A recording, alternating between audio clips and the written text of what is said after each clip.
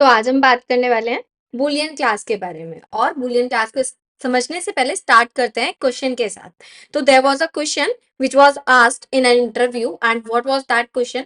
आपके पास कुछ स्टेटमेंट्स गिवन थी and you have to tell which statement will print true. इनमें से कौन सी स्टेटमेंट होगी जो आपके लिए ट्रू प्रिंट करके आएगी when executed and what were those statements. Let's check. तो स्टेटमेंट्स नंबर 1 जिसमें आपको क्या दिया हुआ है system dot out dot println and then boolean parse boolean और उसमें स्ट्रिंग एक पास कर दी गई है जिसमें आपके पास क्या वैल्यू है ट्रू।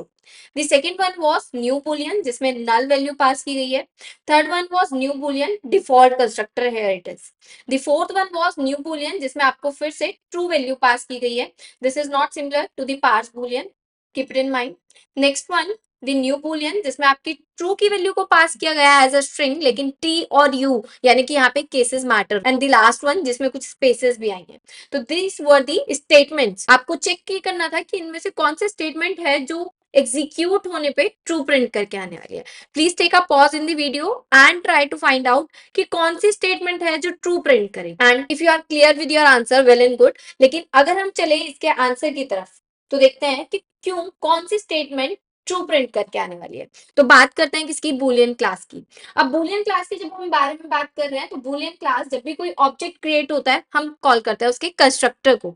और बूलियन क्लास के पास सिर्फ दो तरीके के कंस्ट्रक्टर्स अवेलेबल हैं, दैट इज जिसमें आप स्ट्रिंग वैल्यू को पास कर सकते हो एज वेल एज आप बूलियन डेटा टाइप को पास करके आ सकते हो, यानी कि constructor which will allow only string as a parameter or the boolean as a parameter. There is no default constructor. Please keep it in mind कि आपके पास Boolean class का कोई भी डिफॉल्ट कंस्ट्रक्टर अवेलेबल नहीं है। साथ ही में बूलियन क्लास के पास कुछ स्टैटिक मेथड्स हैं, that is parse boolean and value of.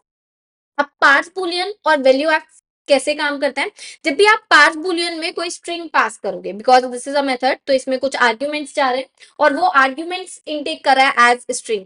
अब स्ट्रिंग में जो भी वैल्यू जाती होगी वो जज करके आने वाला है। It is going to ignore all the cases कि आपने टी कैपिटल में लिखा है आपने आर स्मॉल में लिखा है, डजेंट मैटर। लेकिन क्या होना चाहिए, पूरी spelling true should be written there अगर आप क्या चाहते हो कि वैल्यू ट्रू हो। लेकिन अगर क्या हुआ ट्रू से पहले स्पेसेस या उसके बाद स्पेसेस कोई और स्ट्रिंग हुई तो it is going to consider every of the value as false. The same goes for your value of. Value of में आप बूलियंस को पास करने वाले हो। तो अब चलते हैं किधर, अपने सॉल्यूशन की तरफ जहां हमने ये देखा था। यहाँ हमने बात की थी कि boolean, there was a boolean class जिसके पास एक मेथड अवेलेबल है दैट इज पार्स बूलियन। अब पार्स बूलियन में मैंने क्या पास किया है, यहाँ से ट्रू पास किया है। अगर मैं इसको एग्जीक्यूट कराऊंगी because the string is already a true value तो ये मेरे लिए रिटर्न करके आने वाला है, प्रिंट करके आने वाला है a true. Let's go and check this. तो इसको चेक कर लेते हैं एक बारी, इस स्टेटमेंट को रन करके देखते हैं। तो I am going to run this one and we can see it has printed true. लेकिन हमने अभी क्या बात की कि अगर मैं स्पेस यहाँ पे लगा के आ जाऊं और उसके बाद में इसे रन करने की कोशिश करूं it is going to print false. Why it's a false, क्योंकि उसने एक एक कैरेक्टर को मैच करने की कोशिश की लेकिन पहला कैरेक्टर टी नहीं था आपका।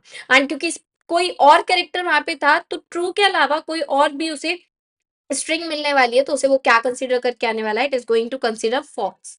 Now moving to our next one जिसमें क्या हुआ है, क्या प्रिंट किया है, न्यू बुलियन, यानी कि एक और न्यू बुलियन आपके पास नया कंस्ट्रक्टर के थ्रू एक ऑब्जेक्ट बना है जिसमें आपने क्या वैल्यू पास की है, एक नल वैल्यू पास की है।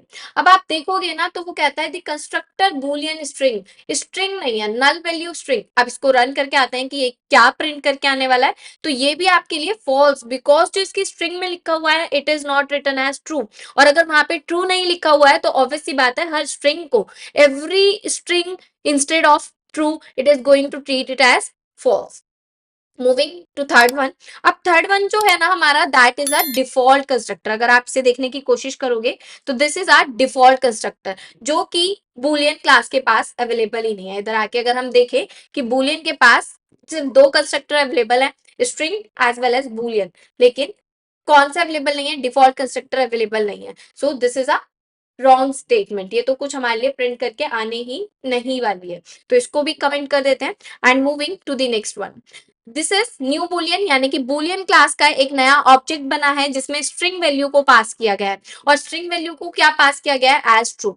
अब इसको रन करने की कोशिश करेंगे तो एज ट्रू पास किया हुआ है तो ट्रू आने वाला है, यानी कि हमें दो स्टेटमेंट है, यानी कि एक तो इस वाली स्टेटमेंट से हमारे पास क्या आता है, ट्रू आता है, as well as this statement, sorry क्योंकि यहाँ पे स्पेस हो गया था, स्पेस हटा देते हैं यहाँ से, और this one, this statement is also going to print true for us. The next one कि न्यू बुलियन ट्रू। अब अभी हमने बात कर ली कि वो केसेस उसके लिए मैटर नहीं करते कि आपने क्या लिखा हुआ है, if the characters are similar to that one, ignoring all the cases, और अगर ट्रू लिखा हुआ है तो it is going to print true as well. एक मिनट, शायद से मैंने, हाँ एक मिनट, कमेंट इसको आउट कर देते हैं and then we will run this one. तो उसने दोबारा से मेरे लिए क्या प्रिंट कर दिया, true. And moving towards the last one, जिसमें क्या हो रहा है, ट्रू तो लिखा हुआ है लेकिन ट्रू से पहले क्या है, स्पेसेस है।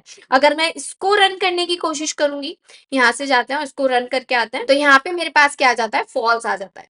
यानी कि मैंने क्या देख लिया कि जो मेरी बुलियन क्लास है ना, वो कैसे काम करती है, वो इस तरीके से काम करती है कि अगर आपने पास बुलियन में कोई भी बुलियन टाइप का पैरामीटर पास कर दिया, अगर वो ट्रू लिखा हुआ है इग्नोरिंग दी कैरेक्टर्स केसेस, तो वो ट्रू प्रिंट करेगा, अदरवाइज सारी स्ट्रिंग्स को एज फॉल्स ट्रीट करेगा।